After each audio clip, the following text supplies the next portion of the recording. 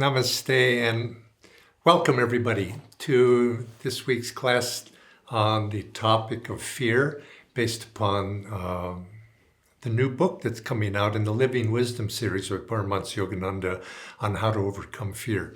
And I'd like to begin this week's class with a short prayer. Divine Mother, beloved Guru, may we walk ever in thy light, facing all obstacles, all difficulties, with thy presence within. Where can fear be when you are beside me, when you are within me? Om Shanti Shanti Amen. Om Guru. Now, I've asked Bharat to and I don't know if Shamini, they're good, Shamini's there with her. The two of them to please start us out with the song. This is or a chant actually, and this is one of the ones I particularly like, and the last lines of this chant kept resonating in my mind, and so I asked them to please sing this one for us today to get us started. So I'll hand it over to you. Desire, my great enemy, with his soldiers surrounding me, is giving me lots of trouble, oh my Lord, is giving me lots of trouble, oh my Lord. That enemy I will deceive, remaining in the castle of peace, night and day in thy joy, O my Lord, night and day in thy joy, O my Lord, night and day in thy joy, O my Lord, night and day in thy joy, O my Lord. What will be my fate? Oh Lord, tell me. Pranayam be thy religion. Pranayam will give thee salvation. Pranayam is the wishing tree. Pranayam is the wishing tree. Pranayam is the wishing tree. Pranayam is the wishing tree. Pranayam is beloved God. Pranayam is Creator Lord. Pranayam is the cosmic world. Pranayam is the cosmic world. Pranayam is the cosmic world. Pranayam is the cosmic world. Control the little pranayam, become all-pervading pranayam. You won't have to fear anything anymore. You won't have to fear anything anymore. You won't have to fear anything anymore. You won't have to fear anything anymore. Thank you, Shamini, and thank you, Bharat, for that. You won't have to fear anything anymore. And this really is the message that we want to convey. We can talk about fear, we can talk about all the things that cause it, we can talk about courage, and today we're going to talk about being non-attached. But the question really is here, what do we do about it? And I think for those of us who are disciples, for those of us who practice Kriya Yoga, this, in a sense, is the answer. As Lahiti Mahashaya said, solve all problems with Kriya Yoga. And I think those of you who are Kriyabans know that this is the answer. We're being able to, you could say, remain in all circumstances and all trials, remain in that castle of peace. But I was thinking, like, as I said, I was thinking about this topic today, non-attachment.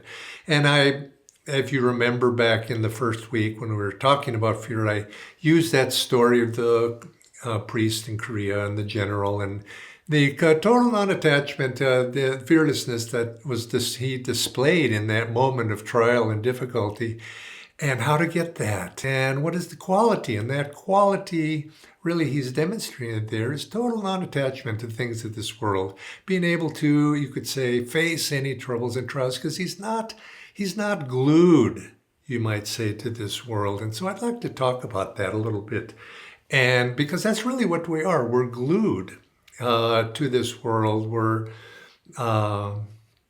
stuck with it. They're glued to our desires. We're glued to those things we want. We're glued to our fears even, and somehow our worries. All of these things. And how do we unstick ourselves?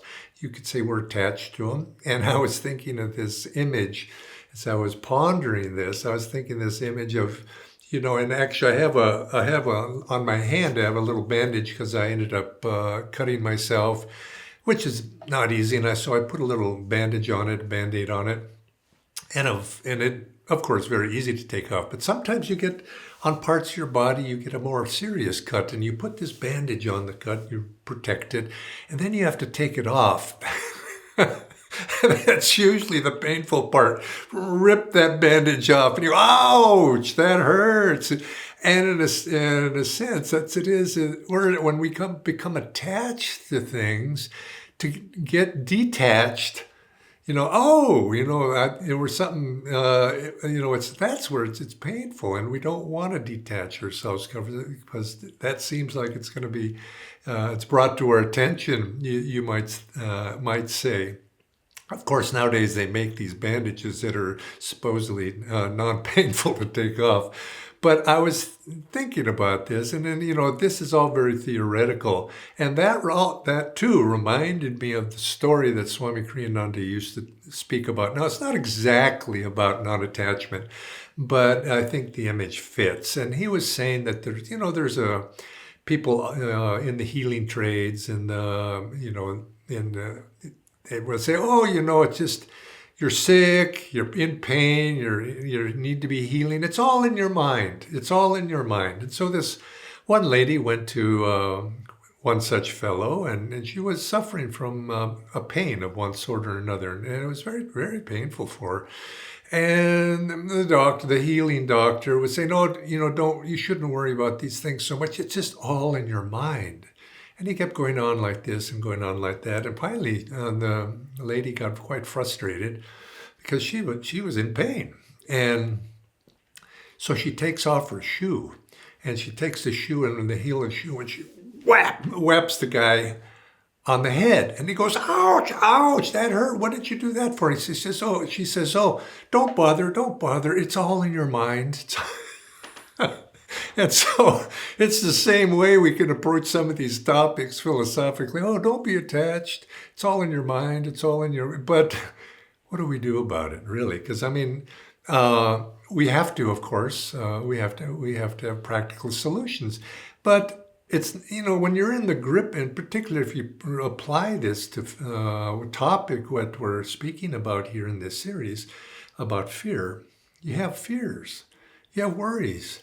And then if somebody comes and, it's all in your mind, just be non-attached. Well, it's easy for them to say, but if you're attached, you're still, what do you do about it? And I think this is what we have to come up with solutions. That's why I wanted Mara and Shamini to, and this is you might say an ultimate solution, being able to basically see, on a deeper, you might say, spiritual level, the prana, where we, our true self lies. But that's, that is truly the answer that we're seeking, that our freedom lies in God and becoming one with God. But between now and then, we do need to have, you might say, suggestions on how we might approach that ideal. And pain and worry and fear, you could say they're attached to because of our basic attachment to this body. The body is threatened. It's instinctual. It's instinctual for me to protect myself. I mean, that's what is built in. Don't touch the fire. Watch out for the wild animals, or don't fall off the cliff, and all of these sorts of things. It's instinctual. But there are many of the fears that we have, I think, day to day. We're not worried about tigers in the jungle so much. And, most of us don't do life-threatening jobs, but most of the fears that if we look inside, what are we really afraid of and what do we fear? And they're not of that nature.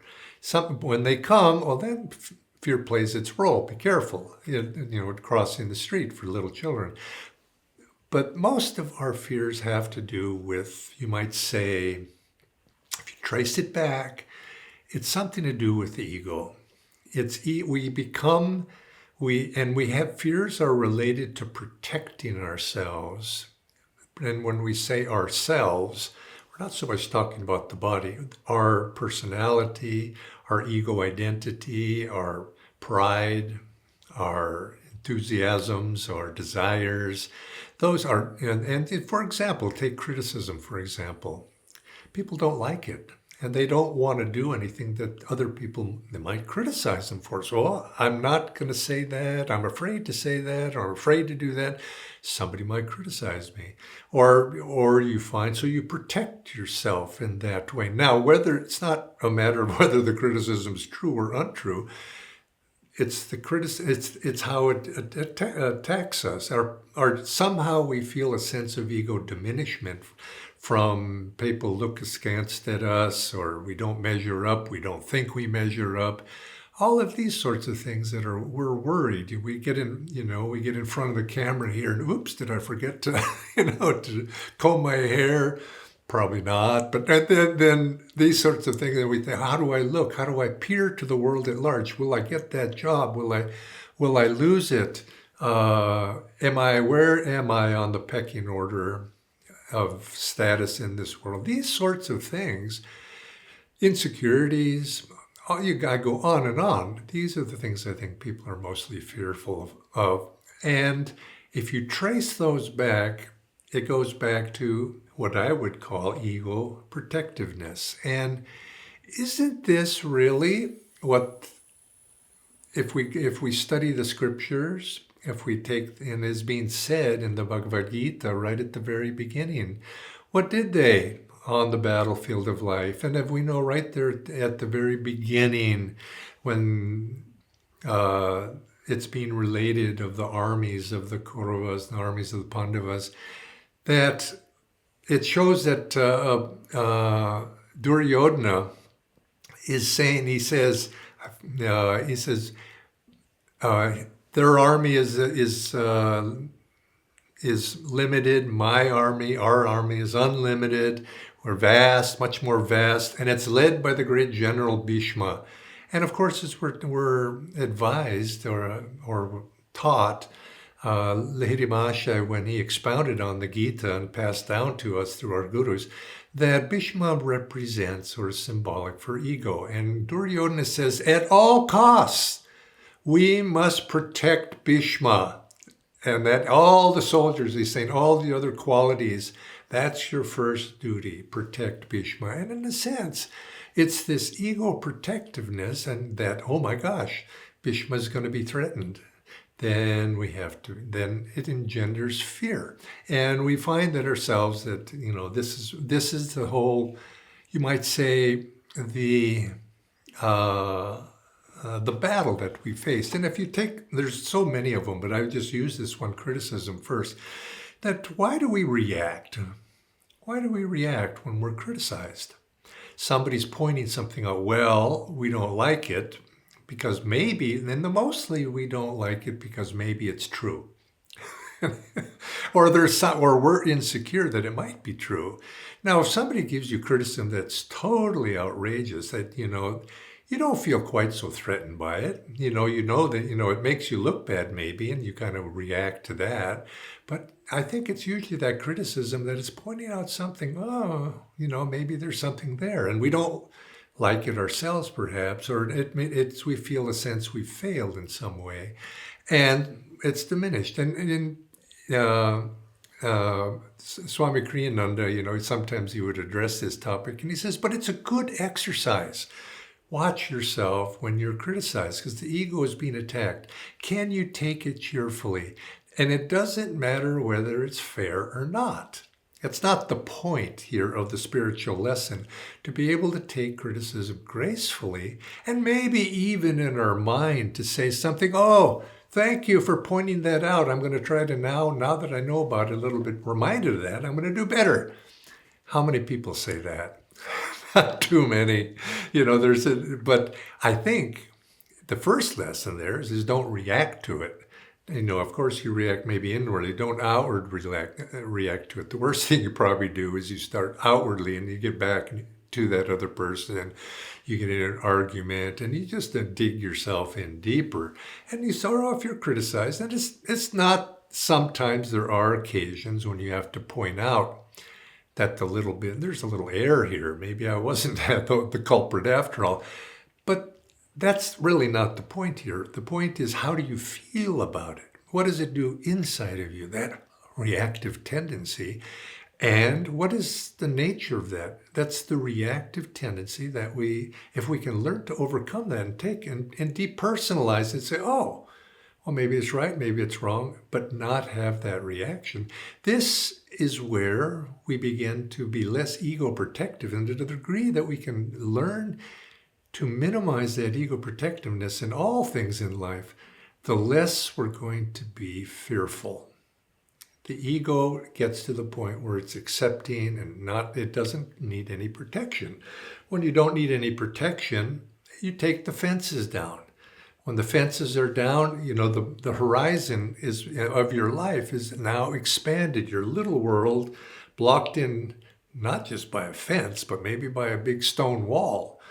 All of a sudden, there's a sense of expansion. And basically, to overcome fear is not to become contractive, but it's to become expansive. And that expansiveness comes, in this case, and I'm saying ego protection, but that's just an aspect of not being attached to the ego, because when there's no attachment there, it's not necessarily to be defended. And so now I just use criticism, but there's many, many others, and we may have a whole class series on those.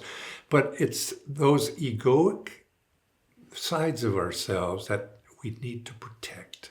Fear in some way for most things in life. Now there are life-threatening things. That's fear of the body and attachment to the body itself. Those you might say a little bit more instinctual. And yes, we get to the point where we overcome those, but they come naturally. You don't have to work on not being afraid of tigers.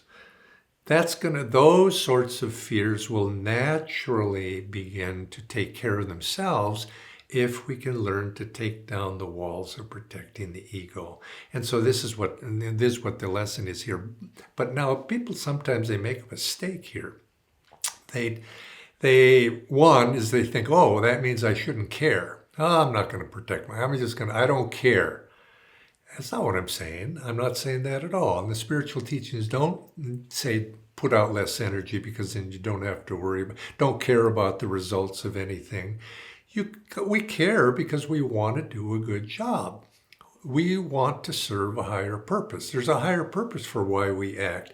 And if we don't do a good job, well, we haven't, you might say, graduated to be able to put that aside. And so we want to, if we're in a serviceful position, serving other people, serving guru, I want to do a good job.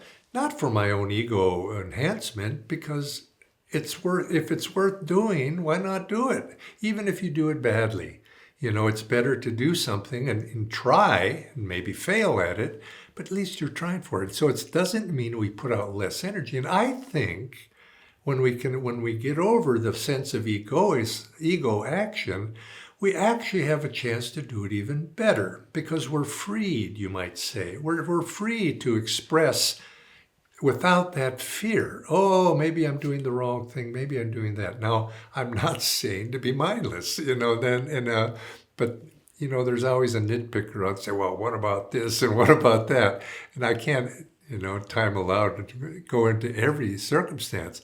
But the other thing is also, there's another aspect. I'm going to read a quote here from Swami Kriyananda because I want to get it right, is that, and this is particularly sometimes those who practice yoga and their spiritual path, and take a, you might say, a negative point of view on this. And because as I was saying, as we take the walls down, we want to be expansive. We will be expansive. Non-attachment leads to an expanded state of consciousness. Protectiveness does the opposite. But as Swamiji says here, I want to read. He says, many yoga practitioners concentrate only on the negative aspects of non-attachment. They hold themselves aloof from others and from the concern of others. Well, he doesn't say that. He's paraphrasing. He's, it doesn't matter what they think, and I'm not, because I'm not going to be worried about their comments and their, I'm above it all. I'm not attached to it all. They take that in a negative way. He says, and from the concerns of others. When non-attachment is limited to this rejecting frame of mind, it may easily develop into spiritual pride. What the devotee must learn is to balance his non-attachment with compassion, lest he end up practicing non-attachment toward others instead of non-attachment toward himself. Isn't that interesting? Non-attachment to others. Now, isn't it this what we've done? Don't be attached, and it can be easily applied. Don't be attached to what others think. In other words, now that's not quite true. You see, we're attached to truth, and it's compassion for others. Because obviously, if other people are hurt, if other people are injured, we don't want to do that. We don't want to do it, but it's non-attachment to ourselves, our ego, that we're talking about here. Because otherwise, we run into this problem of spiritual pride. And you do see this sometimes in some people on the spiritual path. I'm not attached, and so consequently what happens to others is none of my concern. But no, it should be. And what happens to me is not so much my concern. Don't be attached to that. And we do, and this is why we try to do a good job. We try to be compassionate. We try to be expansive in our action. We try to reach out. It's the positive things we have to concentrate. But that reactive process of my own little self being the beneficiary, and this is the essence of also Nishkam Karma, is the fruits of action. I want to see the fruits of action benefited for other people, and the service is a good thing. But it doesn't come back to me. It doesn't need to come back to me. And that's where I free myself, you see, from that bondage. That bandage is not going to stick when it's pulled off. And this is a very subtle point, but it's something for us to keep in mind, that balance between those. And so anyway, I want to read a quote here also from Master. He says, attachment to the body is the nest of all our misery.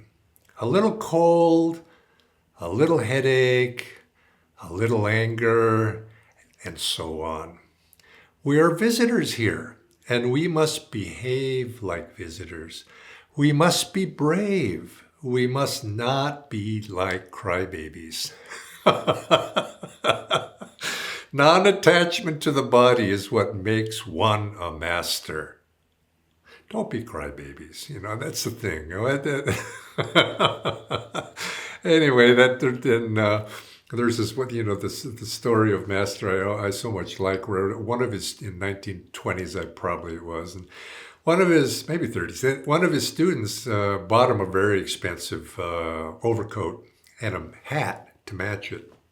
very fine material. And Master said, no, that's too much, too nice. He said, no, I really want to give this to you. And so Master says, okay, well, it's for his benefit. I take this nice coat and hat. And I think there's even that some of the pictures you see, photos of him from that age, he's wearing this very nice overcoat.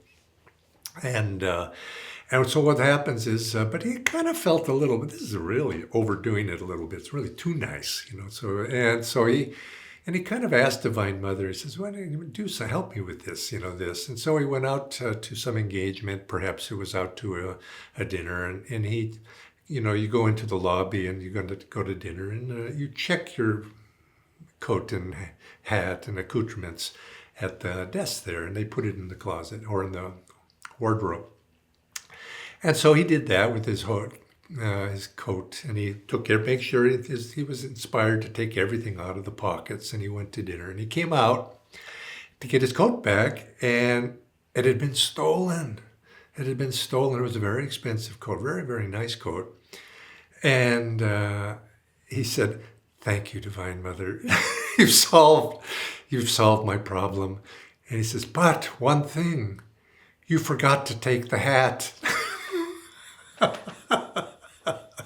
And I think this is how we want it. In the sense, if we can go through life in this way, he loved, though he took care of that coat, he took care of that hat, and be a steward.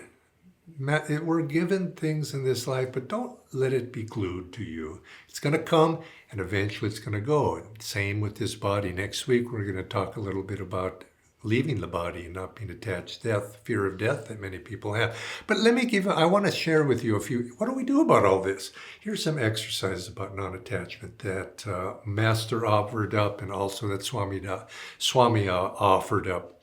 And he says, look around you. Look around you. Look at your home. Go home. Look around you. And what in this home is really, really yours? It's really on loan. Isn't that true? It's on loan. We think it's ours, but really life has given us, and to us to take care of, to do, and take that attitude of becoming a steward of all those material things. And we tend to think, this is mine, that's mine. You're going to have to leave everything someday. It's going to be inevitable. Maybe it's at the final exiting here, or you're going to find yourself. I've moved many times. And when you move, you have to pack up and go to a new place. And isn't that usually the case? Half the stuff you just say, I get rid of it. I don't need that anymore. It's a good exercise every year. Go through. We have was recommended here by one of the Nayaswamis here. He says, go through your closet once a year.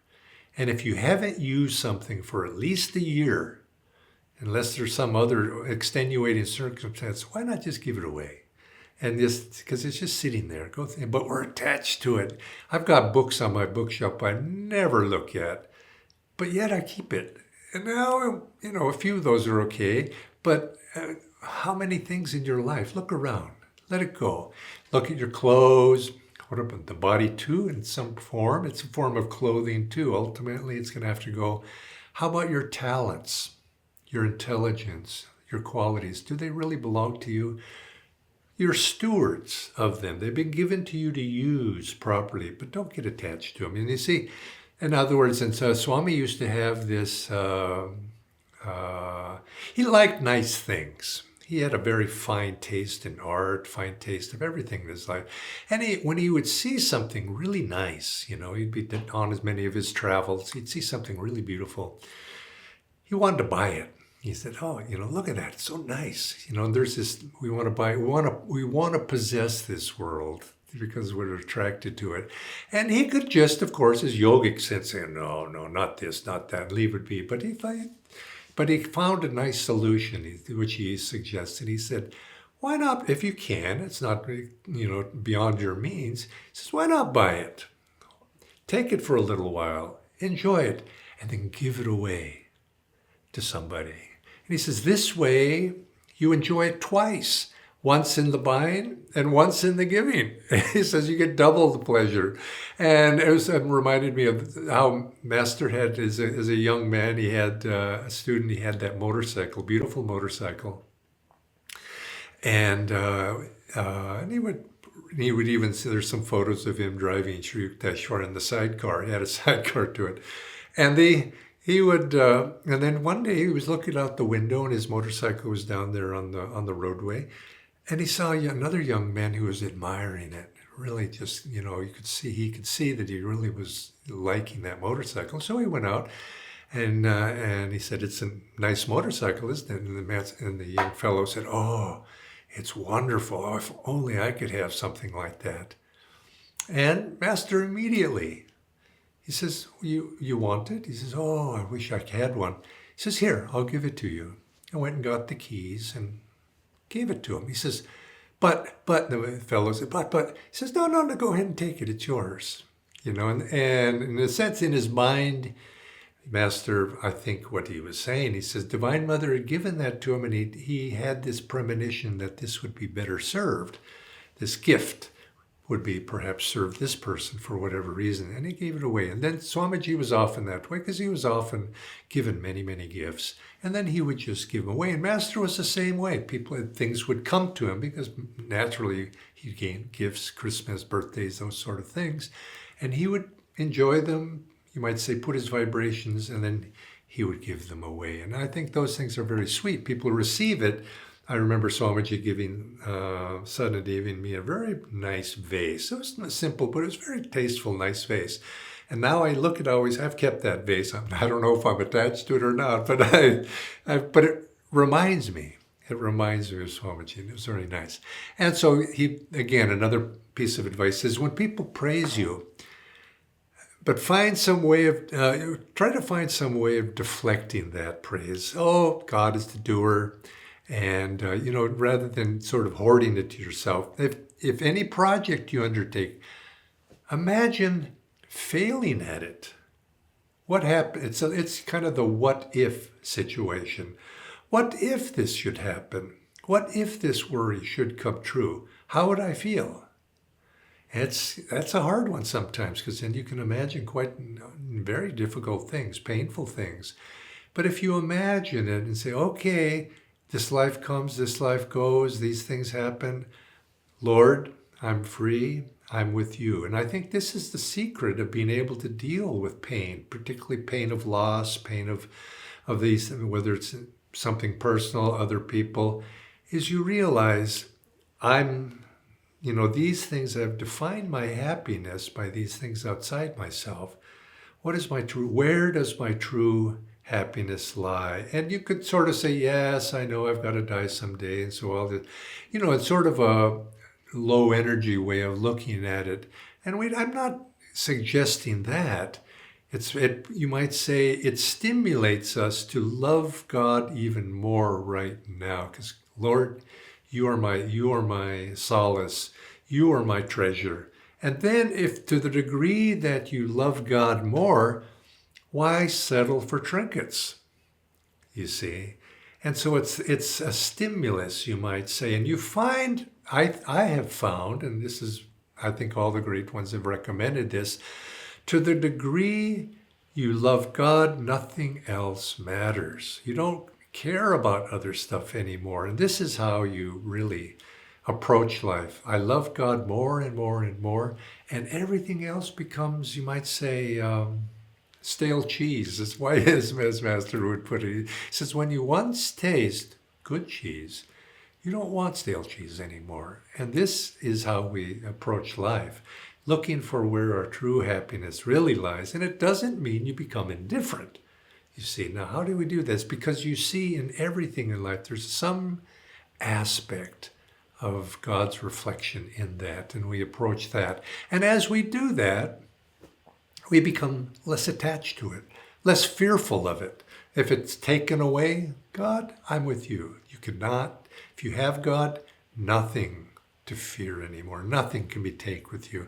And you could, so a practice that's often recommended is when you go to sleep at night, every night before you fall asleep, just mentally review. And Swamiji would say, build a bonfire in your meditation at night.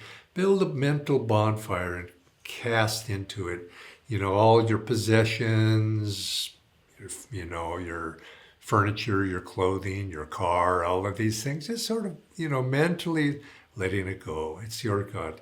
And you could sort of, even so, you could offer up your attachment to other people.